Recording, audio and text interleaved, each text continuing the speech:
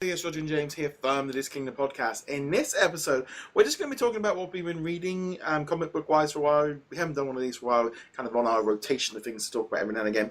So, primarily, what have we been reading? So, James, going to throw this one over to you. What's been your highlights lately?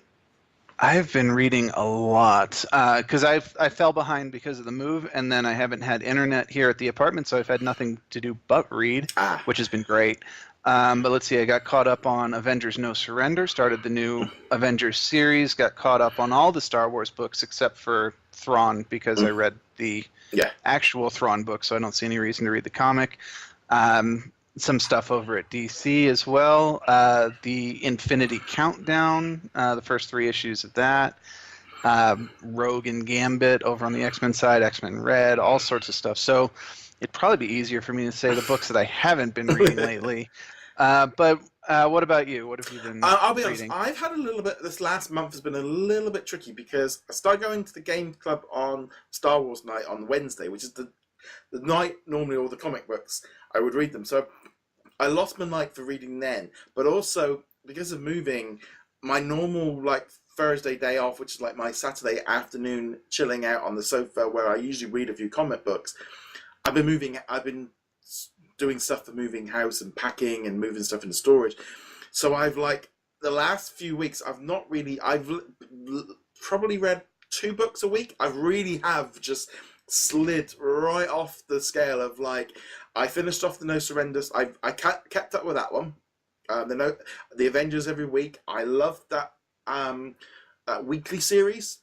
Right. I would love the Marvel just to have a weekly series go on where everyone just comes in and out and the story's going on and you can keep up with it. I liked the No Surrender, the weekly thing of just keep going. I read the main, the Star Wars. I try to keep up with the Star Wars issues because I like the contrast between that and the Marvel. That's kind of becoming a bit of a thing for me of Star Wars and Marvel together. They're very different then.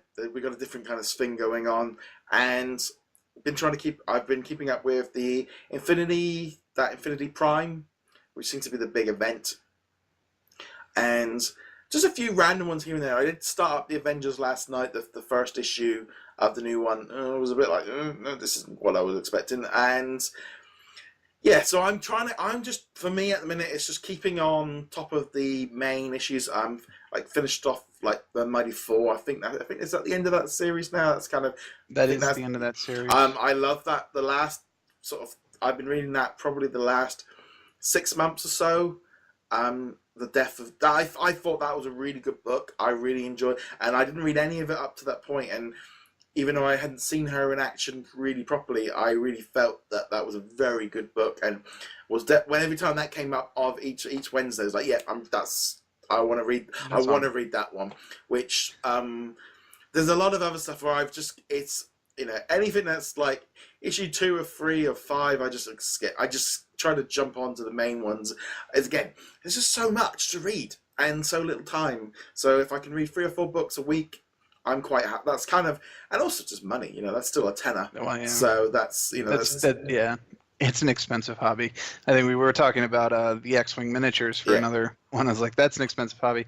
Well, this is one of the expensive hobbies that means I can't get into the X-Wing miniature because I can't afford it. But yeah, Mighty Thor was fantastic. I will point out that it will continue as a new Thor series, but it'll obviously be starring Thor Odinson rather than the Jane Foster Thor. It will be written by the same writer, so there is continuity there. And then the Avengers book, Avengers #1, came out this past week. By the time you guys see it, it'll have been last week. But Avengers #1 was written by Jason Aaron, who was the Mighty Thor writer. And let's talk about No Surrender first. Yeah. Because it doesn't lead into this, and that's part of the problem. But we'll get to that in a second. Let's talk about No Surrender. That finished 2 or 3 weeks ago now. It was a 16-part weekly series that did actually come out weekly, written by 3 different writers: Al Ewing, Jim Zub, and Mark Waid, and then a whole variety of artists. I'm not going to bother naming all of them, but there were many of them, and they all did a pretty good job of keeping it consistent.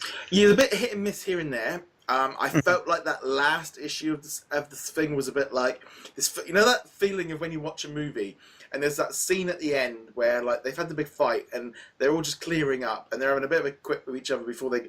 I sort of got to the end of the last issue, and was like, nothing happened, nothing. It just literally was just like, okay, we've got to finish the story, but we finished on such a high of the big fat battle with the end, and the chess piece and beating them all and sending them all off and coming together as the Avengers to defeat the Challenger. And it's like that last issue was a bit like, this really didn't feel like it was needed. No, it was definitely a Coda issue, and it was more of a, well, wait, we still got an issue to go. Let's do something feel good, and it took away any of the consequence because nobody. And I'll be honest, on the one hand, that does mean like it doesn't feel like there was weight to the story because nothing really came out of it. But on the other hand, it is kind of nice for them to end an event where they didn't just randomly kill off a token character to prove that the event is a serious matter or whatever nonsense. It looked like they were going to go that way with Jarvis for a little while, but he's fine. They destroyed the mansion, but that mansion's been destroyed a bajillion times anyway. And they rebuilt the Avengers. Yeah, the statue. only thing with that is obviously they killed off Quicksilver. And then they're at a funeral going, I don't think he's gone. And you turn the page and there's an advert for a special one-off, a special mini-series starring Quicksilver being lost, and you go, what? Like, don't do an advert right after the scene where you said, I don't know if he's dead. Then do an advert going, there's a comic book coming. And like, well, that's like not really the best way of storytelling. It's like, yeah. So I read the digital version on Comixology, and they don't have the ads in the Comixology, so I didn't get that experience, which I have to admit is pretty hilarious. I mean, I knew going into this book that there was going to be a Quicksilver miniseries because they had announced that the solicitations are out for it and all that stuff. So it was like, no, Quicksilver's obviously not dead. On the one hand, it is kind of like it does take away that impact of Quicksilver sacrificed himself to track down the little thing that was freezing all the other Avengers and so forth. On the other hand, I'm glad that they're like, oh no, we're not even going to pretend that he's gone. We're here he is. He's over here. He's off in a different multiverse dimension nonsensical thing. So he's not a big enough character where you can be like, yeah, we're going to pretend he's dead for 2 years, because I guarantee you people will just forget he exists in 2 years. Unlike, say, Wolverine, which has the hunt for Wolverine just beginning a couple weeks ago. We're not going to talk about that. Yeah, it's just that kind of thing, isn't it? Of just, there's so much out every week. There is just so many issues. You go on to Comixology and you have a look, and it's like, there's so many. There's what do you buy? What do you pick up? What do you read? If you're already reading something, do you keep going? Do you start something new? And sometimes, and it's like, well, it's again, is the cover appealing? Sometimes there's just so many different reasons. And I did like with the Avengers of having all the different characters dropping in, and it felt like something I could just keep going with. And yeah, I think for me personally, I think as a person, it's like, if you buy a couple a week or just keeping up with it, you cannot keep with all of them. You can't do it. It's impossible to do so. So like the Avengers, like that just made a lot more sense. I didn't like the fact of it was a bit like, we've unfreezed all the real heroes. Now they're going to come and rescue us because we haven't done anything for the last 14 episodes. Yeah, it was a little bit bloated. And there was a little bit of a Deus Ex Machina kind of thing popping in there in the issue 15. But, overall, it might have been a bit long, but it was weekly, so that didn't factor in too much. I enjoyed No Surrender quite a bit. I thought it was a good, end point to the current version of the Avengers, which brings us to the new version of the Avengers. Avengers #1 came out this past week. Jason Aaron and Ed McGuinness. And yeah, No Surrender might as well not have happened at all, because then the second scene when you've got Thor and Tony and Cap sitting at a bar talking about like, yeah, we should really reform the Avengers. I'm like, wait, what? The Avengers literally just saved the universe like 2 weeks ago. And it ended on that, like, there's always going to be an Avenger or an Avengers because we won't let the dream die. And like, oh, well, no one gave the memo to these three guys. Yeah, So. and I'm like at the beginning going, well, who are these guys? It's like, we're Oh, set in the past with all these. I'm like, hey, what? It's like, and again, I just finished No Surrender. We've just saved the planet. They've all saved, put everyone back to normal, and then suddenly I'm back in time, and then like you say, a million years, and then suddenly you're jumping forward to them in the bar, and I'm like, hey, I know it was the point of it being a starting point where you're supposed to just jump in, but it was a little bit like, what? I don't know. I'm hoping it. I mean, you had like Doctor Strange and Black Panther doing their thing, and for me again, it's going to be. I think it's every fortnight. I think it's the Avengers is. I think they said it was. I don't remember if it's a 2 week or a 4 week, but I suspect at least for the first arc, it's going to be 2 weeks. So yeah. I mean, for me as a casual person, I will probably carry on this story because I get to see all the characters that I like. I get to keep up with all what's going on, or seeing them all in action, and that's good. For me, it's like if I've got it's like having the Infinity War movie. That's what you want. That's a comic book. If you were reading the Avengers, you want the main, and I think they're doing a good job of going back and just focusing on the core guys. I think that was my problem with No Surrender. It was a little bit too bloated with characters I didn't really care about. Yeah, that was definitely a problem with No Surrender. There was a huge number of characters, and this kind of pares it down. You've got Cap, Iron Man, Thor. You've got Doctor Strange, Black Panther, Captain Marvel, She-Hulk, and Ghost Rider, the Robbie Reyes version of Ghost Rider, and She-Hulk. Sorry if I forgot to mention her. So yeah, much easier, much more focused. Definitely down with that. And I had no problem with the characters who showed up, Captain Marvel, She-Hulk, Ghost Rider. They haven't had much screen time or page time yet, but that's fine. My issues with this stem entirely from Captain America, Iron Man, and Thor just sitting around a table pretending No Surrender never happened, and instead complaining about their own continuity nonsense, which is like, yeah. Oh, I mean, I read Captain America 700. I didn't have a clue. Well, I got to the end of the book and went, I don't know what I read. I don't understand it. It was all over the place. Time's jumping around. It's like, this is why I don't like...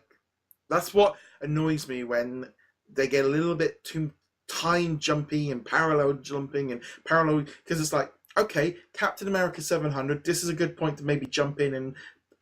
it wasn't. It was awful. It was like, it didn't make any sense at all. And the point of these big numbers usually is to get me. That's what I'm the target audience at that point.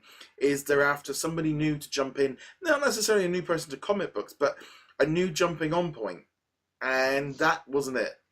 No, and I will point out Captain America 700 was the final issue of an ongoing storyline that had been at least 6 or 7 issues in progress. So yeah, it was not in any way, shape, or form a jumping on point. And it's not even referenced in Avengers #1. Yeah. As far as Avengers is concerned, the last thing that Cap did was try to take over the world with the whole Hydra nonsense. And this brings me to, I think, my biggest continuity problem with Avengers #1. They're very clearly trying to set this up as something that movie audience can come in. The Avengers have been disbanded. No, they haven't. But in the movie universe, they had been disbanded. Yeah. Prior to Infinity War. So they're kind of building it like, oh yeah, this is the book that you give to the movie fan, because it kind of, sort of, if you squint at it, looks like the Avengers movie. But then you've also got to deal with the fact that Cap was a Hydra agent, and Iron Man's been dead for a year, and Thor wasn't even Thor, and still isn't Thor. I mean, he doesn't have Mjolnir. He has a fake hammer that looks kind of like it, but he doesn't have that anymore. Jane Foster has been Thor for the past 4 years. It's like, okay, which direction are you going to go with this? Are you going to do a movie version, or are you going to do comic version? You can't really do both. They're way too different at this point. But then that was the same thing with that No Surrender event, where you saw Lady Thor flying around doing a thing, and I'm like, I just saw her die. I'm like, it does feel like they're all sending off in different directions, and the what's the word? The synergy is a little bit out of whack at the moment, and maybe rebooting everything is The trouble is they'll just wander off in their own direction again. They'll do it again. Yeah. I mean, DC did a very good job with the Rebirth launch, but they're already back up to their old tricks, just like they were in the New 52 launch back in 2011. It did not take long before they were doing the same old things that got them into trouble in the first place. And I absolutely guarantee that if Marvel did a full reboot like Rebirth or New 52, they would do it as well. Yeah. They would be back to their old tricks within a year. The only side effect is that if you read Star Wars comic books, that's so locked into what's happened and what hasn't happened, it doesn't give them any flex. So that goes too much the other way, where sometimes you're reading Star Wars ones, it's like, this isn't going to go anywhere. But yeah, that's a whole other thing. So we'll have to know what you guys are reading this at the moment. Let us know in the comments below, or get in touch with us on social media. You can follow us over there as well to keep up with the latest from DisKingdom.com. Like, follow, subscribe on whichever platform you're watching and listening. James, where can they find you? You can find me at heroiclegacy.com, and I do have a written review of Avengers #1 up there right now. So if you guys want to read more about it, check it out. And that's on my to-do list to do as well. On that note, guys, thank you very much for joining us. We'll be back soon. Later.